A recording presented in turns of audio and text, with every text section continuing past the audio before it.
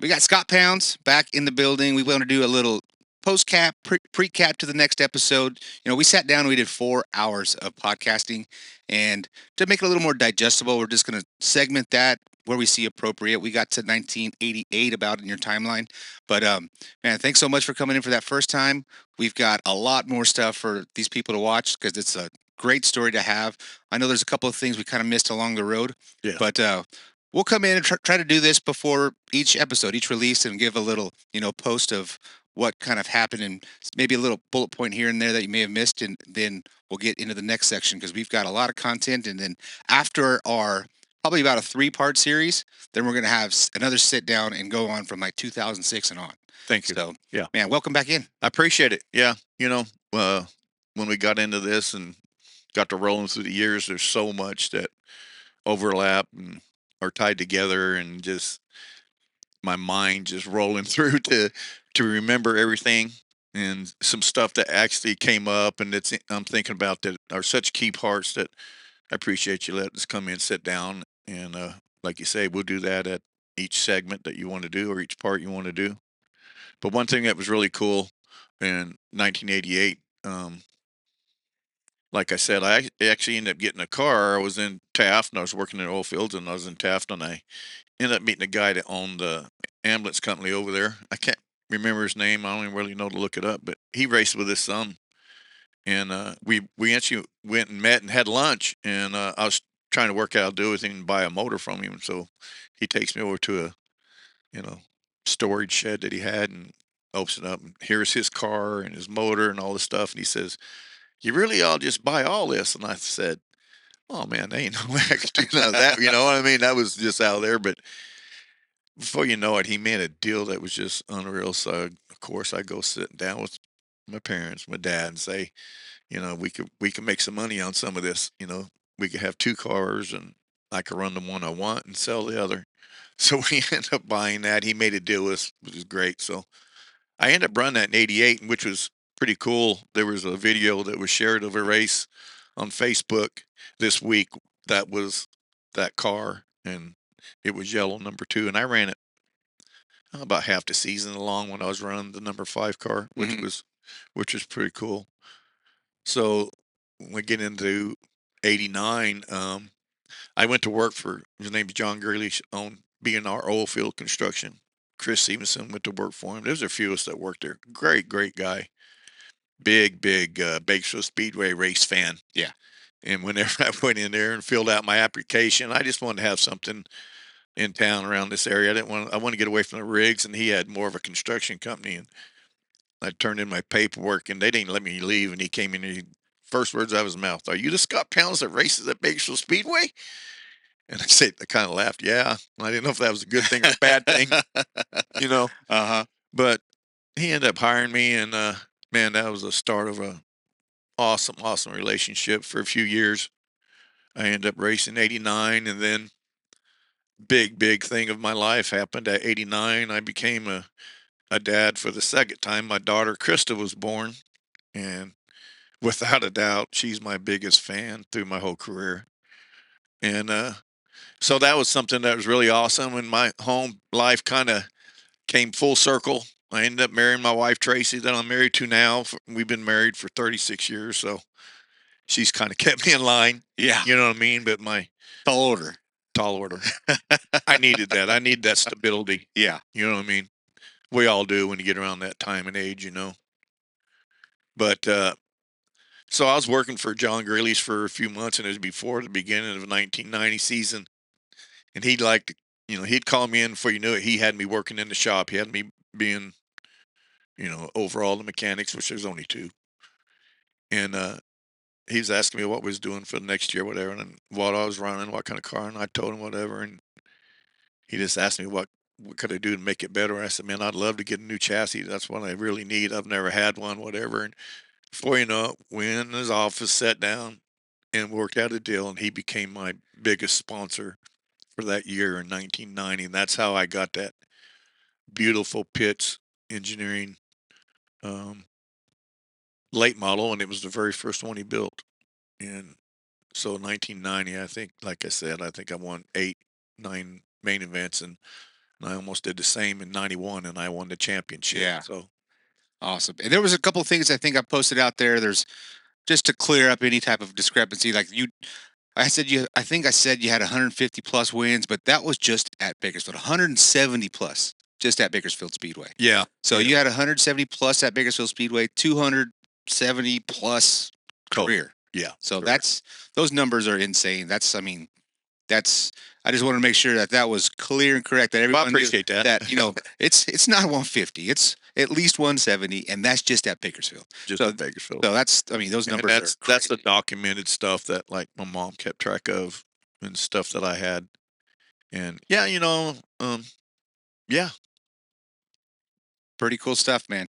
So that takes us all the way back into 1990, really. So we're 89, 90. This is where we're going to pick up here in part number 2 of our series.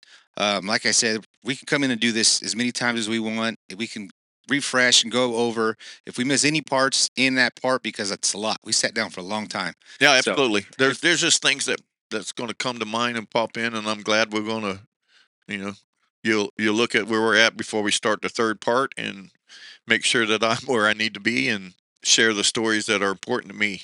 perfect. Thank you. That's what we're here to do, Scott. So thanks for coming in, and all these folks, man. Enjoy the part number 2 of uh of our Bakersfield Racing Legends here, and we'll see you guys on the next one. Thank you. Bakersfield Racing Legends, where the stories come alive. The people, the history, the speed. John Candy Live.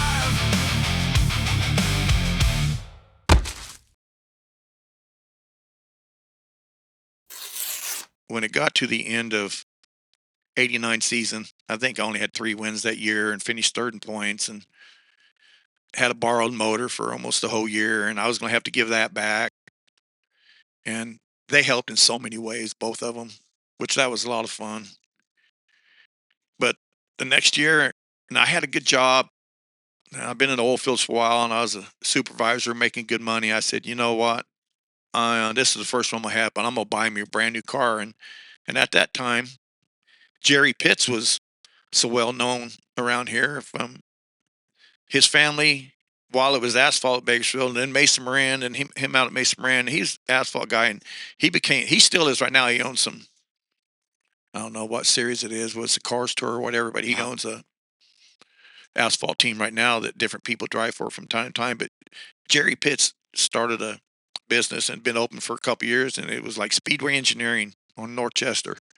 A little bitty office about as big as this room right here, and then he had a big garage and he had stuff in there. And I went in there, and he hadn't built one. I said, "Would you be interested in building me a chassis or building me a car?" And he hadn't built none. He'd been around. He said, "Yeah, I'll build you a car." And I said, "I want a Camaro front clip. I don't want a Ford front clip. Most of our competitors build Ford front clip. I like the Camaro. I think it's stronger." And then we talked about how I wanted the rear clip built, and he built. And this is what's cool.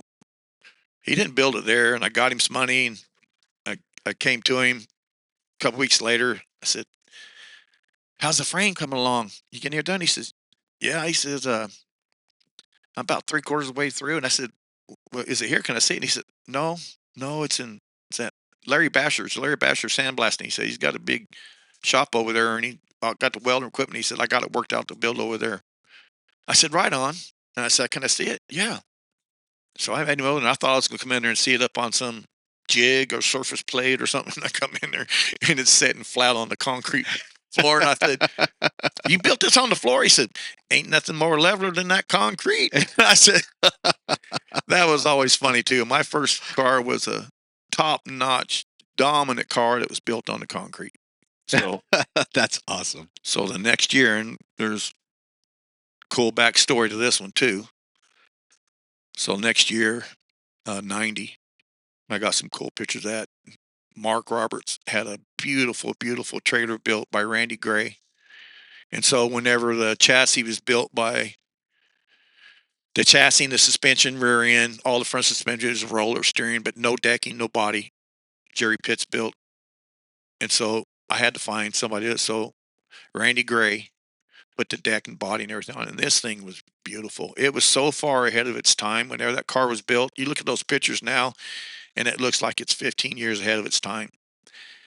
And I just dominated with that deal. And right around that time, they actually changed the rules for we could run 4-barrel and alcohol because they wanted to start bringing some of the northern cars, everything at Watsonville, Antioch, and all at Petaluma and all that stuff up there. They all ran, their late models all ran 4-barrels on alcohol for a number of years.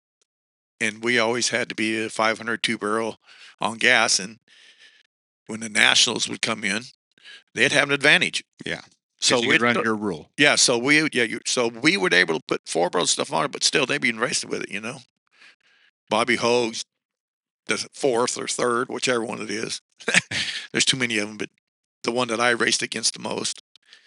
And, you know, Jim Pettit, you know, there's some of those guys that were come down in that time. Well, we got to change. The very first year, I didn't have all that alcohol stuff. I mean, I ran 4-barrel on gas and I had decent running motor. And this is another story that came into play. In 1989, I'd already started helping a lot of guys setup wise with late models. Chris Stevenson was one of them. He was around me a lot as a younger kid, early 80s, mid 80s. He came around when he was 16 years old. He ended up getting a roll cage out of that real nice car I talked about. He came down there at the wrecking yard when my dad owned the auto himself, and he needed a roll cage, and I gave him the car and just cut it out, and he put it in the snow. Everybody talked about that offset cage in the snow. But I was helping a lot of people at that time, and I was doing really well. And one of the guys, and I don't remember his name, but he owned Coffee Cart Catering here in town. And when that first started out, it was big. It was right over, you go right over the river on North Chester, off to the right. It's Coffee Cart Catering. And he raced a little bit in the street stocks, but he jumped headfirst into the pro mods. And then as they moved up and they changed our name, like in 86 to late models, took the pro mod name, maybe 84. They took the pro mod name away and we had front fenders. So he had a car and he came to me and said he needed setup help. I said, absolutely. So that's when it started. So I went to his shop down there and started helping him. He had a lot of stuff there, parts and pieces, and I started helping him. He started getting better. Towards the end of the year, he actually ended up sponsoring me a little bit. Towards the end of the year, he hurt his motor. And nobody really knew this, but he hurt his motor, and it was down at Jim Barnes, and his motor was a Pro Power. Nobody around here had anything like that. It was not the Pro Power that is, not the Sleepers Pro Power that's now. It was a Pro Power that was from down south, very well known, mostly for asphalt stuff. But it was a Pro Power, and it's all painted blue, and it had Pontiac aluminum heads, and it's painted blue. Well, he hurt his motor, and it was down at Jim Barnes's, and Jim Barnes fixed it. So he's working on my stuff. Well, during this time, he passes away. The guy from Coffee Cart Catering. I don't know if it was cancer that was coming along or he had a heart attack, but during this about 6-month period that I helped him, whatever. So sad, but telling the story how it was. So Jim Barnes says, I've been trying to get a hold of him. He says, I don't even know how to get a hold of him. I only had his cell number, and I have his motor down here, and he has this small balance on it. Could you help me get home? So I said, I know his wife, and I'll go down there.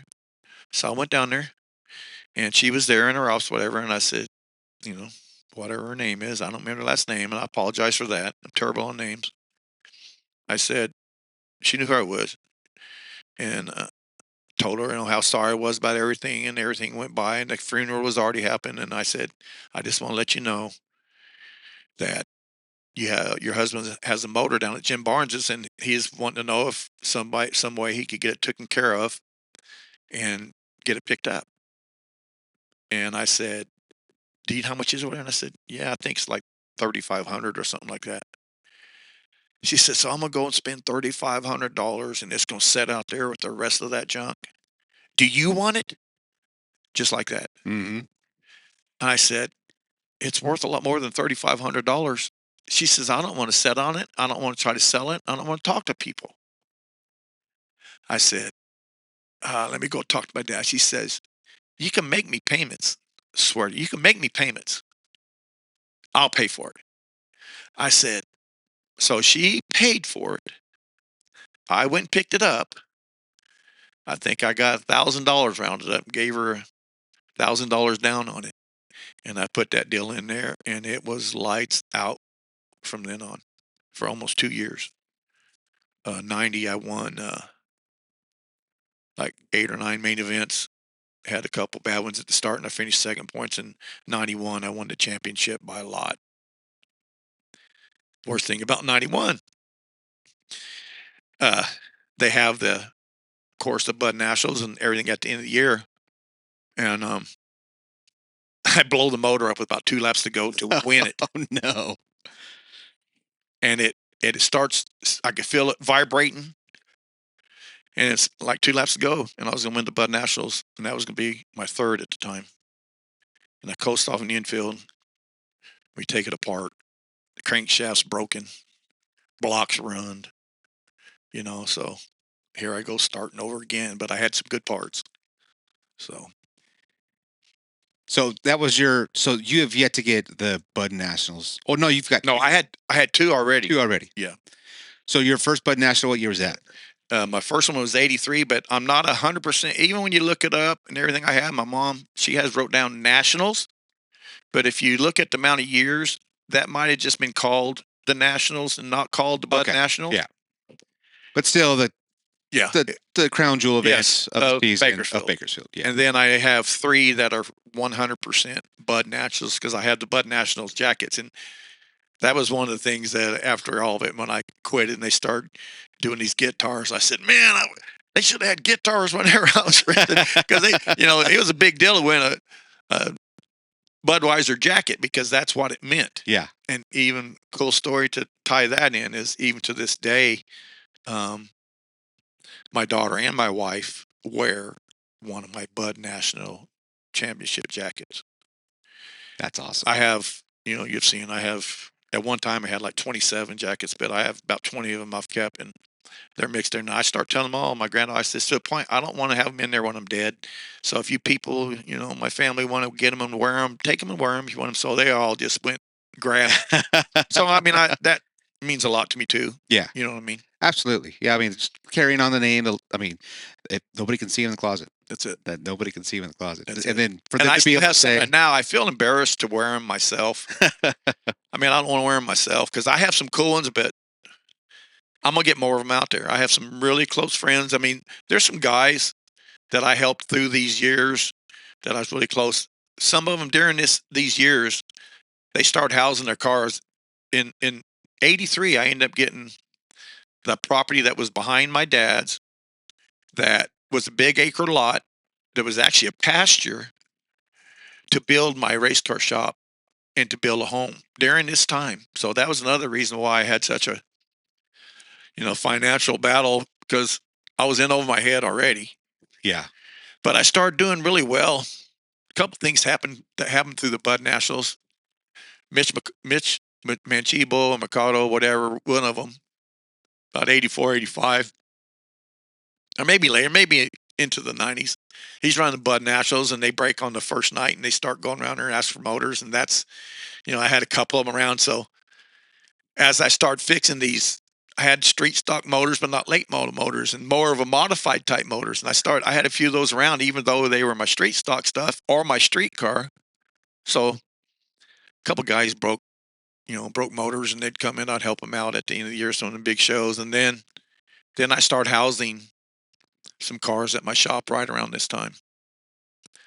Even before I got into the modified stuff, I had Dustin Abernathy was one of them that was big. And one thing about this story real quick that from Coffee Cart Catering, she called me about 2 months later and asked me if I'd come out. She wants me to look at all this stuff that's in the garage and give her an idea of what it's worth.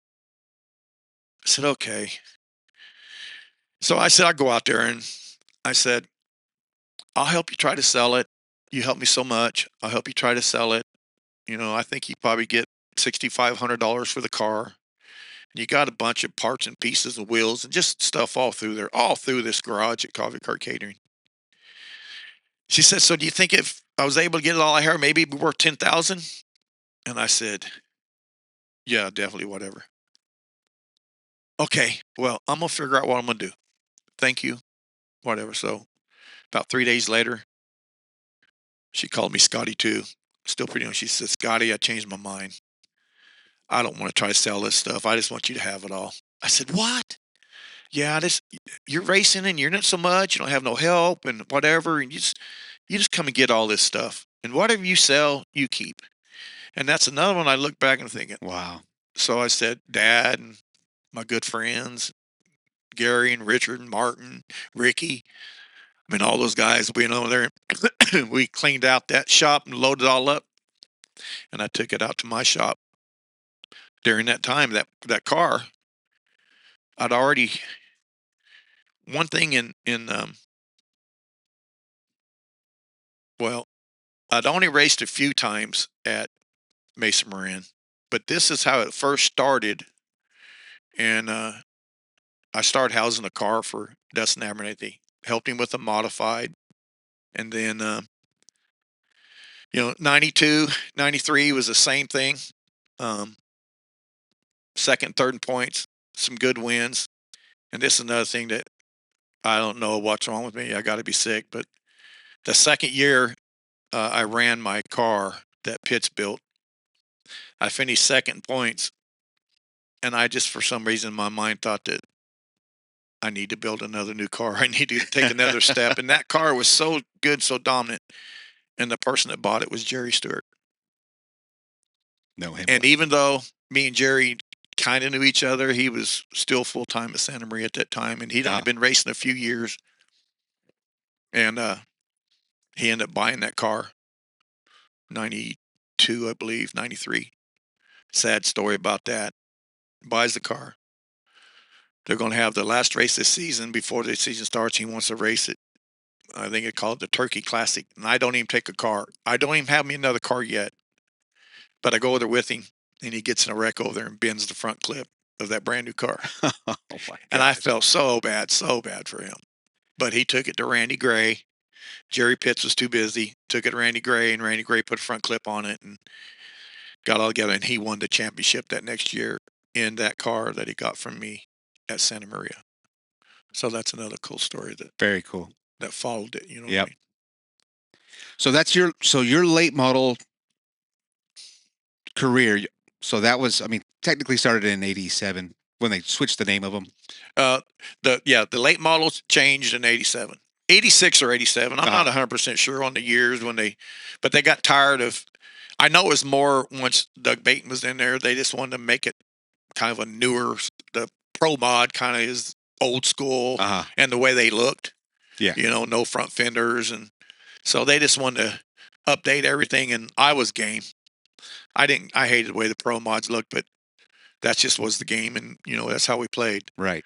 But when they changed the late models and they started having the full noses and full front fenders and everything, and things were rocking and rolling. I thought even then, I mean, winning a lot, got some championships, got some good articles, had some bumps in the road. Then 93 rolls along, and I could say that's when my whole life and career, even though I had it that good all the way up to then, that's when it totally changed. And a lot of people that were part of it, that went through it, know it. But a lot of people that aren't aware of it, what it was. And they started the modifieds either at Bakersfield in 91 or 92.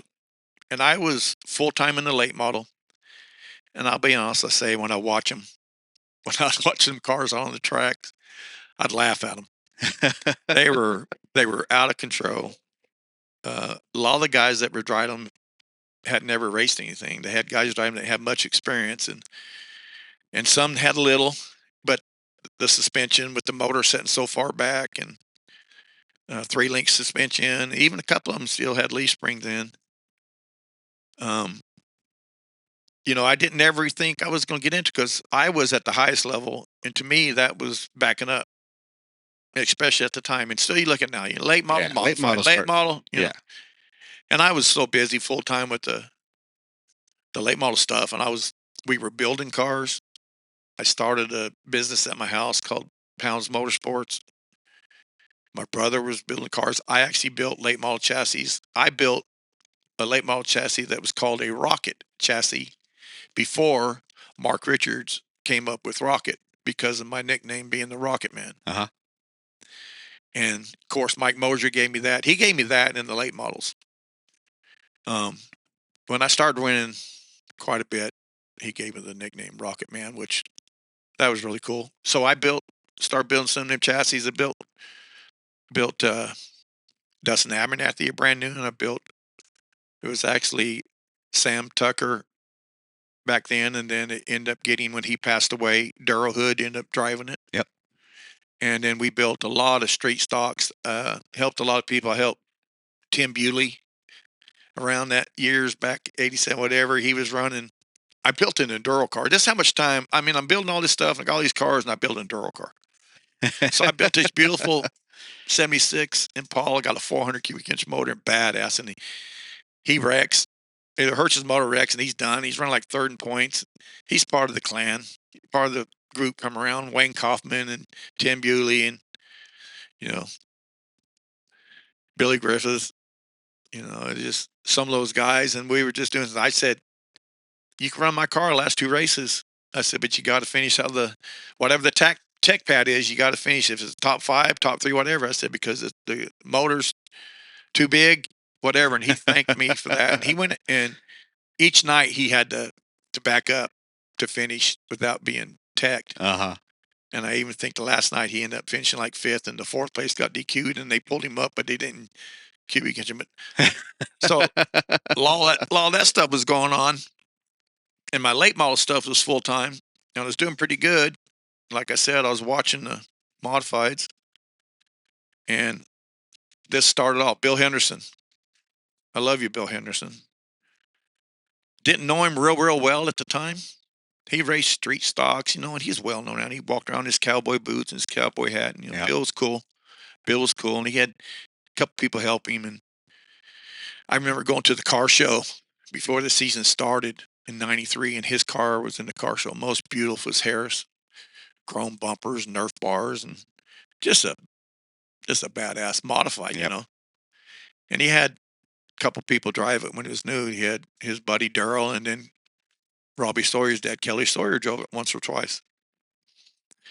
And he came to me. It was about the 3rd race of the season. He came to me in the pits and said, hey, would I be interested in driving that modified tonight? His driver's not going to be able to make it. And he'd really like, and he said, I'm going to ask you first. I said, I'll drive that thing. I said, here we go. I'm having some fun. I'll drive that thing. And that's how it all started. So the first night, no practice. And it was a handful. And I think I finished probably 6th or 7th. We probably had, at that time, they were maybe getting 13, 14 cars. Maybe 3rd. I think I finished 3rd the first night. Yeah, I think it's the 3rd first night. And he was really pleased about that. So at the night's over with, or talking, carrying on, whatever. And he said, you be interested in driving this a little more? Nothing full time or anything, drive every once in a while, whatever. I said, yeah, Bill, that was fun, man. That's a blast. I'd like to be able to practice and maybe tune up Get a some little laps bit. on it. Yeah. Get some laps, I said, I felt there's some stuff that could have been adjusted pretty easy and made a difference. And so we talked, carried on. So next thing you know, he calls me, wants to go have lunch. And he offers me the full-time ride.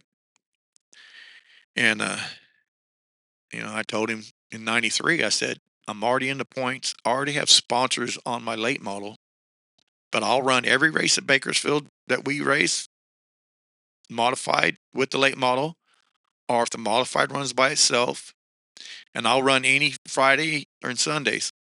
He's only going to give me a few bucks. So expensive traveling. I didn't care. I just want to drive it. Yeah. You know what I mean? I just want to have fun. And that's when it started. So the next week we raced Friday night at Porterville. And long story short, went to the year, and I ended up winning the championship at Porterville, and I won the championship at Bakersfield. And I missed the first 2 races. So we raced everywhere we could go. And I think I raced like 21 times or maybe 27 times. And I had 15 wins, and I finished 6th in the national points. and I'm 35 years old. Been racing late models for 15 years.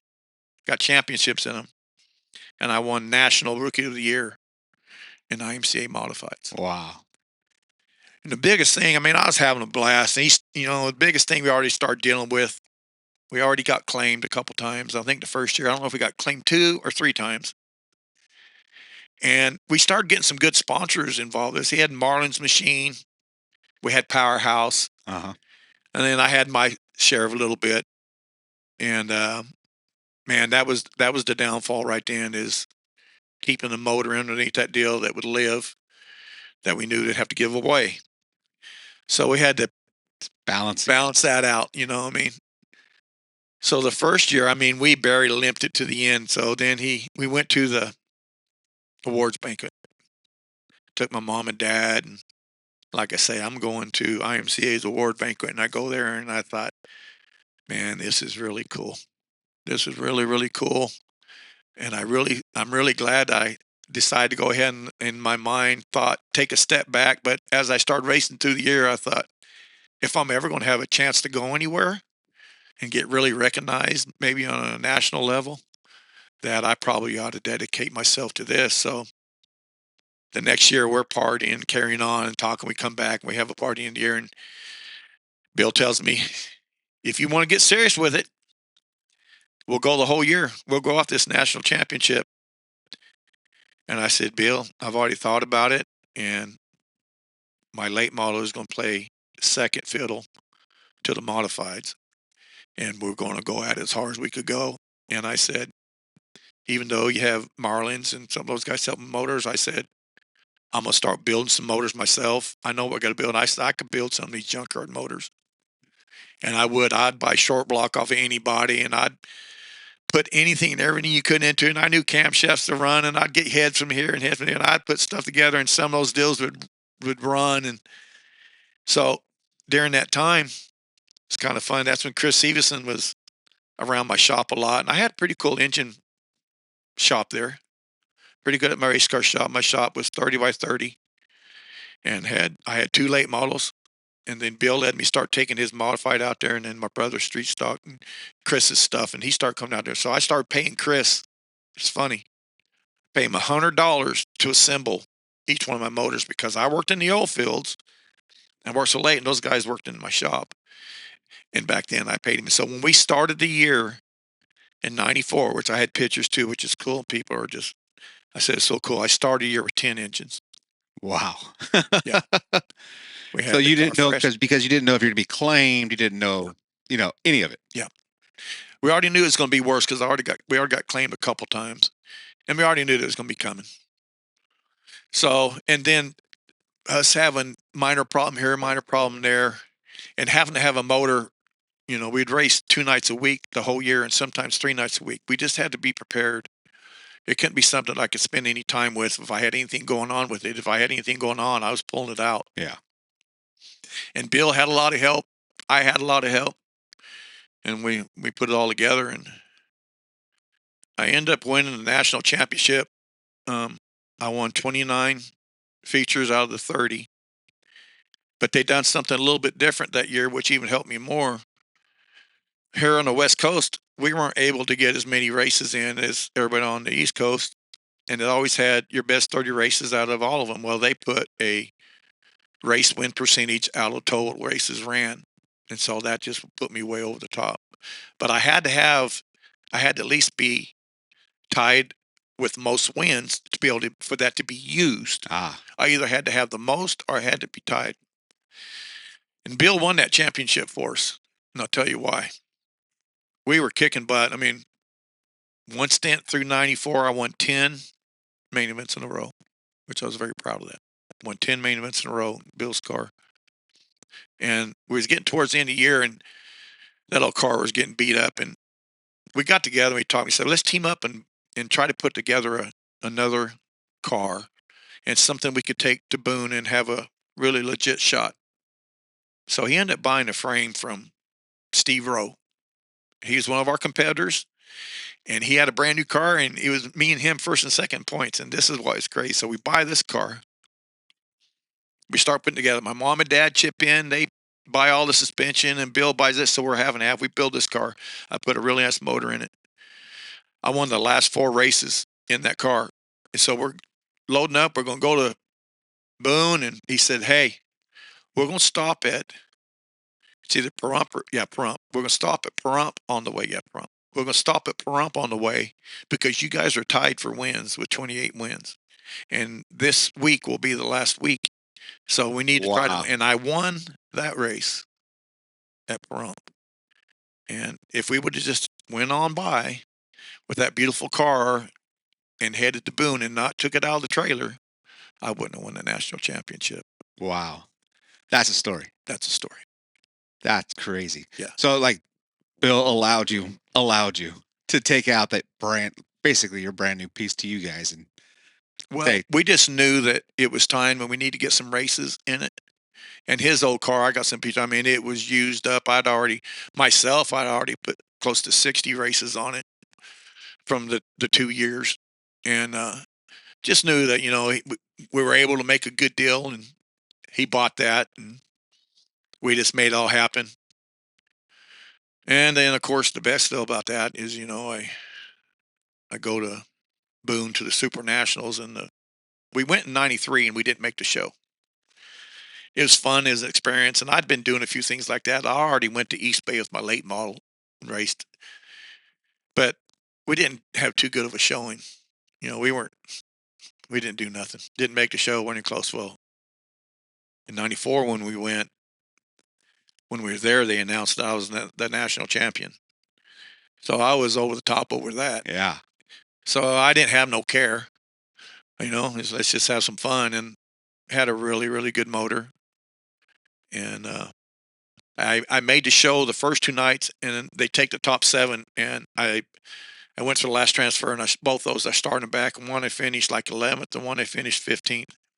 And then the Friday night show, I won my heat race, and I think I started 4th, and I checked out. I won that deal going away. I didn't know I was that far in lead, but I was almost a straightaway in lead. So I won the qualifier at Boone in 94 on Friday night. And that was over the top. Yeah. You know what I mean? Like I said, I won a lot of big races, a lot of stuff, but man, being on that national stage with that kind of attendance, with that kind of car count, that was big. So in that year too, so you make the feature, you're in the big show for winning that Friday night show. So the show's on Saturday, correct? Yep, Saturday night. So and I started outside front row. They start 3 wide, and that's that cool picture I have around that I found that I start. I left it out, but I start the outside front row, and what's really, really cool about that too is once I started racing it, man, I really got into it and did the research of who was who in racing the modifieds. They've been going a few years, and they were already big back east, but I was ignorant about it.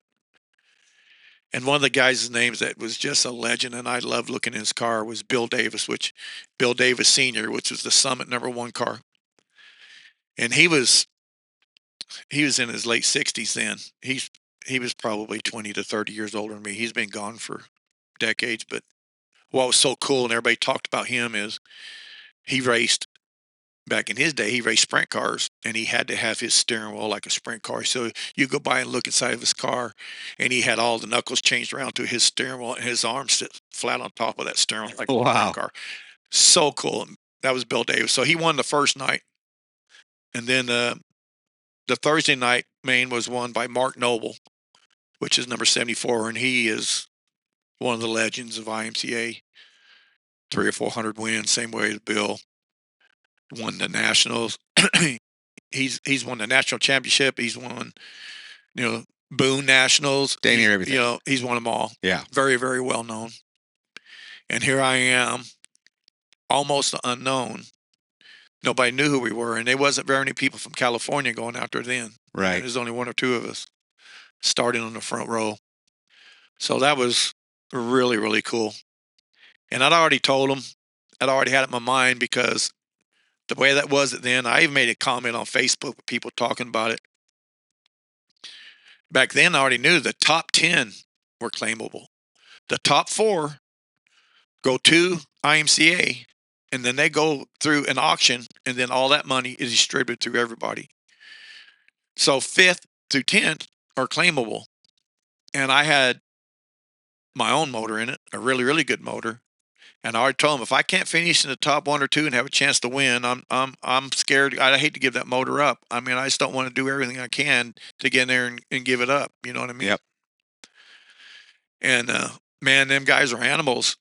The way they race, and I was right dead for about the last 10 laps. I mean, 7th, 8th, 9th, and 10th. I mean, we were mixing up. I had no clue where I was. I tried to tell where I'm at on the board, and I'm thinking, man, I don't even know where I'm at. Well, this old boy in black number 2, still remember, this 94 black number 2. He didn't like me getting a little rough with him, and he turned me sideways, and I went kind of down in the infield. And if you go inside the tires, you got to stop and take off, or you get black flag. So I went back on the track, and I finished 14th. I'm kind of mad, but I'm happy, and everything going on and pulling around there. And I already had money in my pocket and a claim card because I said, I'm going to be prepared just in case. You never know. I'm going to be prepared. And that guy that turned me sideways actually finished 12th. But 3 of the cars that finished in the top 10, I didn't know they'd do that, whatever, but they took the checker flag and they drove straight off the track. 2 or 3 of them drove straight off the track. So all of us on the back straightaway, they walked back there and they said, you, and you, up here, you're in the top 10.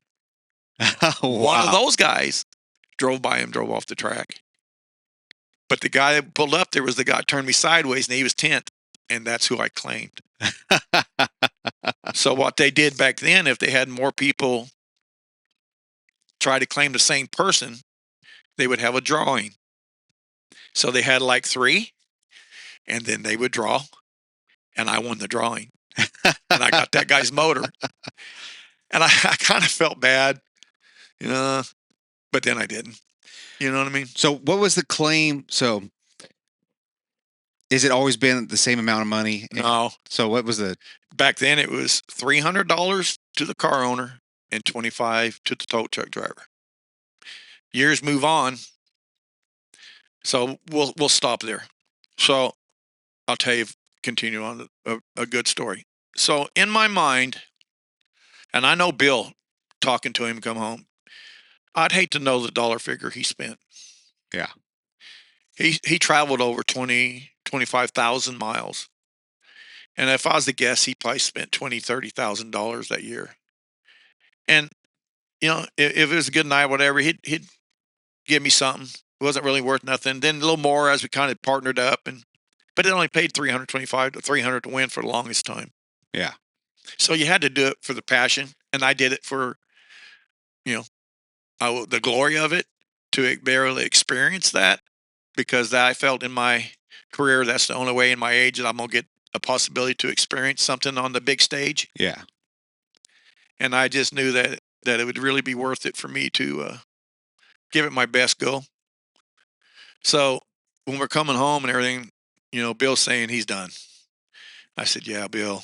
I said, that traveling and every night on the weekend, I said, I love you to death, and I love what you've done for me and what we done, and we had a blast and we kicked ass, but we're going to call her off. We'll just sell that car. You take your engines. I got a couple of my engines. We'll sell that car. We'll split the money. I said, I'm going to take a break from the modifieds. This is honest to God truth of how it was going to be. I'm going to take a break from the modifieds, and I'm going to go back and play with the late models again. I missed like 3-point races in the late model because of the Saturday night confliction, and Right. maybe 4. But that paid better. Even back then, at that time, we were paying like $700, $750 to win. And I had the car and enough people behind me that I went through a long period that I made okay money. I didn't make a lot of money, but I made okay money. But I wasn't making nothing with the modified. So that comes to the end of 94. And we go to the awards banquet. The driver gets, this is pretty cool. I got 7 jackets. I won. Wow. I won the national championship. I won the regional championship. I won Bakersfield Speedway championship, Porterville championship. I got a Harris jacket for the championship. I won some special event that they had to champ, so I bring all these jackets back, and they give me about 12 envelopes, driver. So I really felt in my mind, with my money, whatever done, through the year, I'm gonna get what the driver gets, and it ain't gonna be much, but I'm gonna enjoy it. So I go there and I get it, and I take it all out. It's probably $3,000, $4,000 in that range. Uh-huh. And while we're talking, I thought, man, that really helped us even getting to there, Yeah.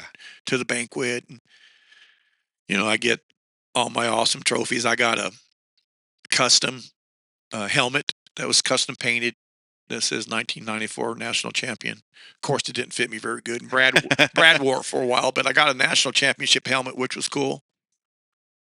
So we come back, and this is where the journey really, really takes off. I mean, I know I'm gonna get a few things, so I start opening these up, and I got contingencies. So one of them was KB pistons because we bought KB pistons. So I get a pallet with about 10 sets of pistons. He tells me, figure out what size of what you want, whatever. So I put it down. So I get this, and I get a parts for this, and I get a bunch of stuff coming in, and then I have one um, that was for Mylodon, and I didn't know them at all. I'd bought a few parts. I knew we had to buy parts to get their contingency, and his contingency was like $1,500, but they were in Chatsworth. Never thought in a million years what was going to happen would happen and where it went to. But so I called him. I said, I didn't talk to him. I talked to one of the salesmen. I said, is there any possible way I could get a newer catalog sent to me so I could, pick through the numbers? The catalog I have was like 10 years old. Uh-huh. And he started adding, updating things in there. And I just wanted to have a new one. He said, I told him who I was, whatever. Yeah. So I called back a few days later and I said, I've picked out a bunch of part numbers and I wanted to give you these and see if this would work and yada, yada. We'll get some oil pans and, just miscellaneous stuff. He says, hey, do you got a minute? I was told last time when I told the owner that you called, he said he wanted to talk to you.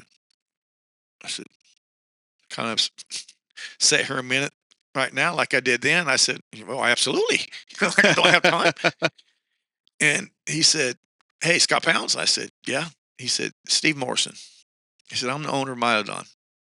He said, hey, I was just thinking, it's going to cost you a lot of money if you have all this stuff shipped to you. Aren't you right over the hill down there in Bakersfield? And I said, yeah. And he said, well, why don't you just drive down and we'll get all your parts and just take them home with you. And you won't lose so much in shipping. You're going to have $300 or $400 in shipping. And I thought, well, heck, I want. And then he said, and I could give you a tour of the company. And I mean, it just started turning and spinning right then. I thought, man, oh man, what is happening now? And I was not going to race modifieds next year. I was going to race maybe a little bit because I actually won by me being the driver of a Harris. I won a frame. Okay. So I had the frame, and then I started gradually putting pieces together. And I thought, I'll race every once in a while, but full time and traveling, no, I'm done with that. I might race Bakersfield. And this is before Brad's old enough to do anything. Uh-huh. And so I gradually started putting that thing together. So I go down there, swear to you. And there, imagine, I'm in a room about this size right here, and I'm with the salesman. He sat behind the counter, and he said, I got a few orders I got to write up. And he says, let me have that paper you have, and I'm going to see what we have in stock. And then we'll go out there, and I'll take you through. And he said, but the owner said he'll be here in a minute. He said he wanted to take you on a tour first. And here comes this guy walking in, and I thought, there's no way this gentleman's the owner. I mean, he's wearing Levi's, white T-shirt, kind of got a mullet haircut. He's a few years older than me. And that was just Steve. Everybody that got to know him, that was Steve. Uh-huh. Old school, came from the hippie days, started on the very bottom floor, Myodon, and built it through. So we walk all through there, look at everything, and he says, so does Tom, which is Tom, got your list? I said, yeah. He said, okay, well, get with him. And he said, I'll holler at you before you leave.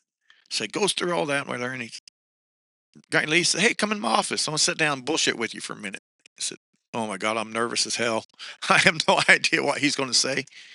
He said, so what's it take for sponsorship? What kind of true money do you have? What kind of support do you have? And I told him the whole story, that it was bills. He furnished it all, paid for it all. I helped a little bit here and there.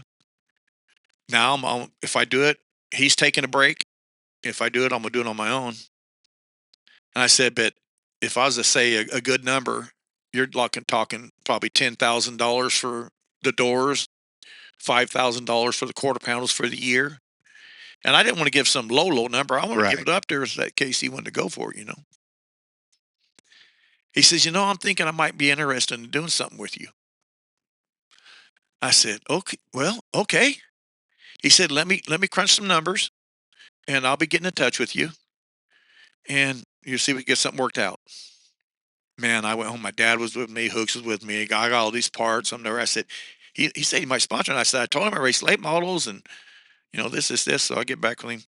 He calls me the next week.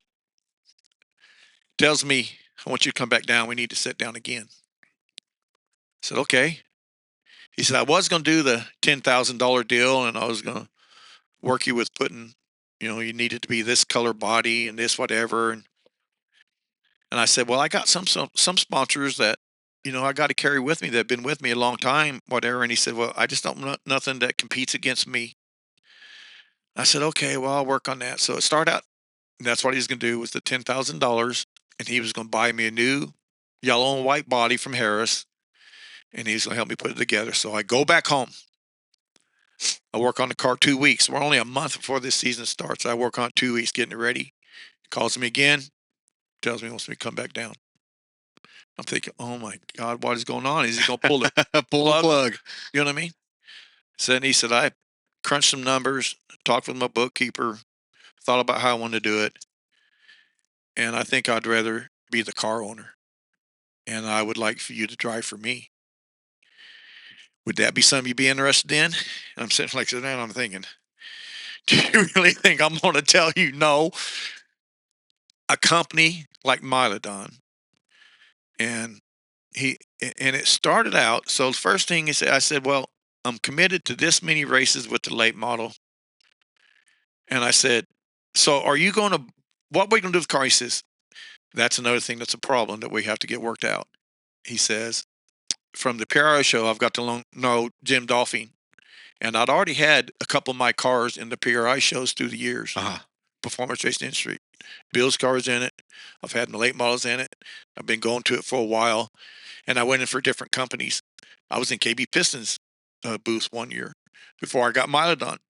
So the next year, he said, no. He said, Flexi Flyer, Jim Dolphin, is going to go in with us on this. And I'm going to get a car from him. Don't know what he got it for, if he got it for free or half price or whatever. So I said, okay, well, we start in a month.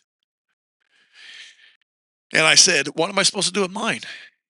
And I said, now I'm going to let Harris know. I'm going to let everybody know.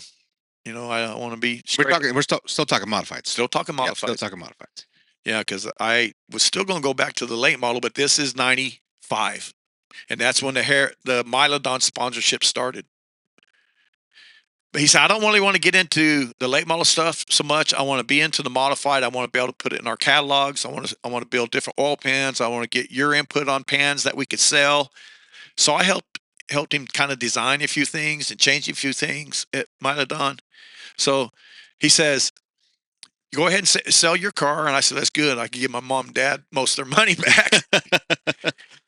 And I said, because I don't want to start the year in a Harris and then stop. I said, let's do everything you can to get this Flexi Flyer done. He said, okay, well, let's make some calls. So real quick, he calls Jim. Jim's have everything done 2 weeks. I could come to Arizona. It was Arizona. Pick it all up. I get it powder coated, start putting it together. Well, it was a week behind. So we got 1 week before opening night. And this is maybe 2 weeks. I just knew I wasn't going to get it done. So I told him, so I'm not out of points. And I know you want me to run for the championship, especially at Bakersfield. That's the only one he really cared about. I didn't have to travel at first. And I said, let me see if I could find somebody that I could come up with and borrow a car. I said, man, I don't even really know where to start, but one of my good buddies that I helped with for a long time, Billy Griffin. I mean, we've done a lot, and that will continue on in the story. But I called him, and he said, "Yeah, my buddy's name is Jerry. His name is Jerry Jones." And he said he raced here and there every once in a while. And he said he's got an older dirt works. He says pretty rough, but I bet you he'd be involved. I said I just need something to start a few races. I said I think I could have a few finishes. And I said I'll put my own motor in it. So he called him. He said, "Yeah, Jerry's just over the top that you want to do this." He said, "Come down and get it." So I swear to you, I go down, pull into L.A., and I tell him.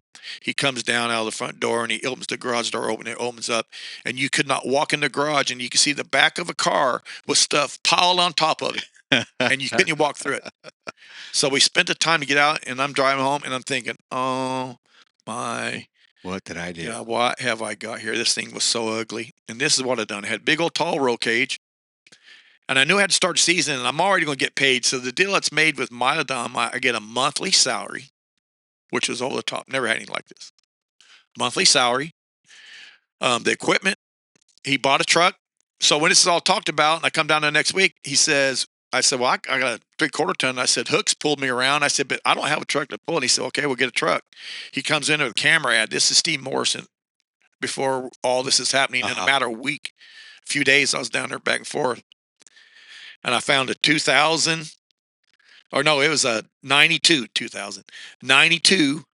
one-ton dually, lowered red, nice looking truck. See a picture of it.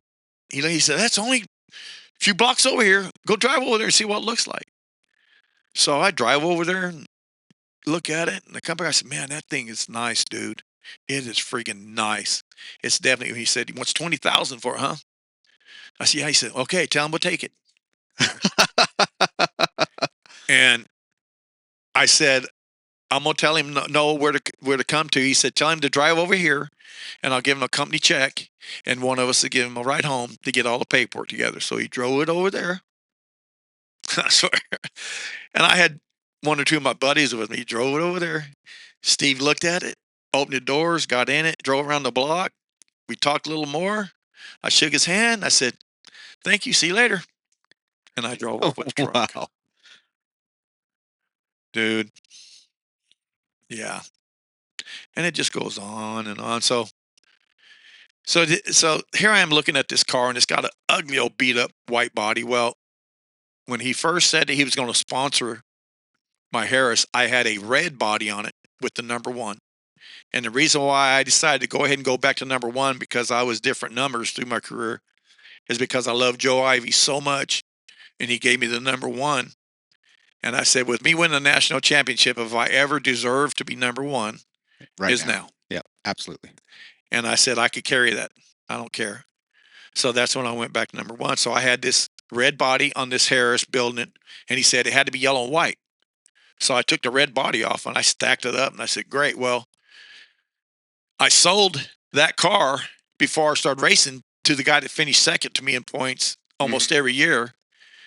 And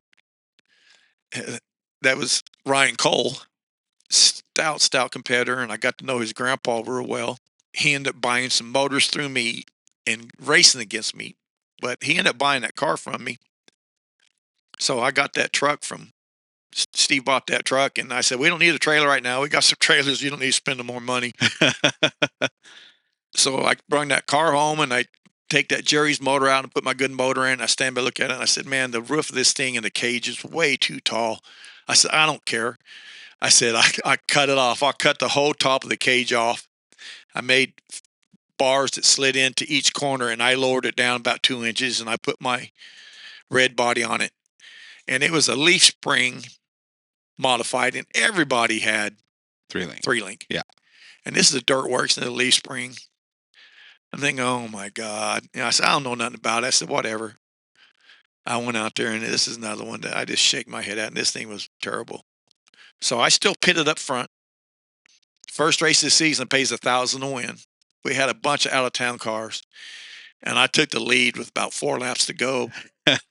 And I'm rocking, driving away, and I'm going to take the white flag. I'm going down the back straightaway, and I see Jerry up on that 5-foot fence going like this. I mean, he was just over the top, because I told him, any race I run, I'll give you half the winnings. And, and he never had anything like that. Right. And so, and just to move it along, I won the first 4 races of the season in that car. Another one of those things, like you had this old thing that's not nowhere near the technology or the quality, and then boom, knocked out 4 wins. And like, why change? Yeah. I mean, it was just like, it's another one. You go, wow. So then I got the Milodon Flexi Flyer done. And the first place out, I think I finished, I don't know, I was so mad, 4th or 5th. I'm saying I just kicked their butt every single race with that one. Yeah. But it was just off. There's a few things that wasn't right. And you know, first night out with it, whatever, because I won the next 5 in a row. After those After that. 2? After that one? Yeah. I won the next 5 in a row. And then I won the championship in 95 in the late model, and I won the championship in 95 in the modified in the same year. And I ran 3 different cars in the late model and 2 different cars in the modified. Wow.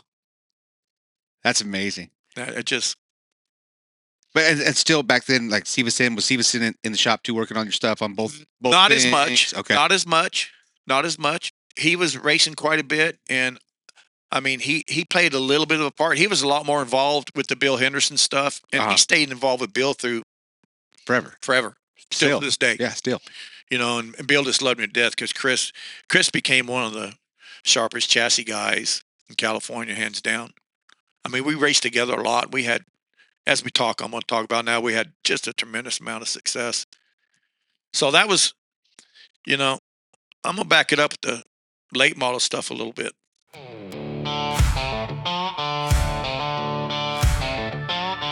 From the drag strip lights to the dirt track clay, Bakersfield racers pave the way.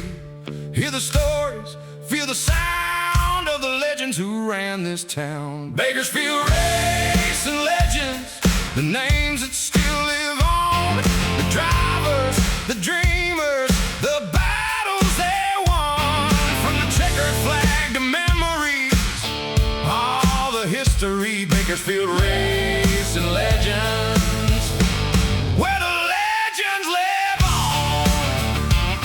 The stories, the people, the history that built Bakersfield Racing. Bakersfield Racing Legends.